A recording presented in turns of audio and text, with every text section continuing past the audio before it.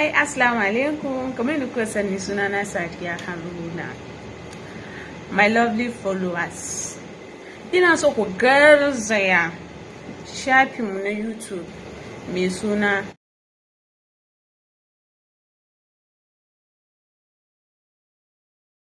Please my followers. Muna da latest labaruka wanda suke faruwa na yau da na kullum. Ku garzaya ku je ku subscribe din Adon Gari TV. Make sure you subscribe. Kuma ka tabbata ka danna wannan kararrawan saboda duk lokacin da za mu yi posting zai shiga maka ta wayanka. You will be the first person that will watch the video. Please make sure you go and subscribe our YouTube channel. Kar ka manta da sunan.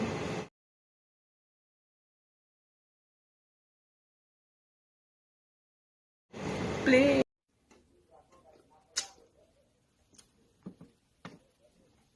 Wai me yasa majority of maza suna complain da cewa su ne suke romance din matayensu ba ta romance din su? Why?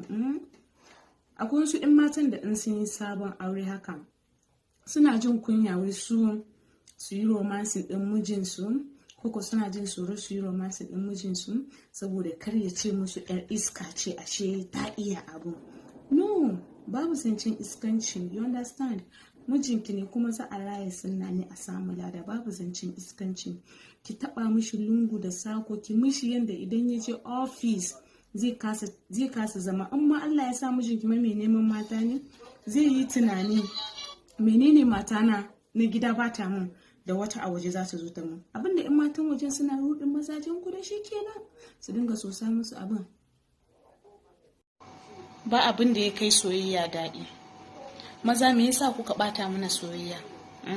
Maza, yes, maza kun bata soyayya. Soyayya yanzu ta zama ta yaudara, ta zama dai gashi abin da ta zama. Why maza me yasa kuka mana haka? Mu mata idan mun ce muna son mutum, sannan muna da rike amana, amma ku maza kun lalatar da mu, sannan kun bata soyayyan nan. Soyayyan zamanin nan yanzu babu yauta, babu amana, cin amana ce a cikinta. Babban kuskuren da mace za ta yi ma shine ta aure namijin da he's not ready for her. Kawai da shi dai kaza wani namijin he just want to get married, sannan ma ya bude sabon shafi na iskanci. Kai, this thing is really annoying me. Maza kun bata soyayya. Yawancin mata idan sun yi aure za ku gan suna complaining da cewa akwai wasu ruwa fararen da yake fita a gabansu, sannan gabansu yana musu kaikayi, suna fama da wannan cutan.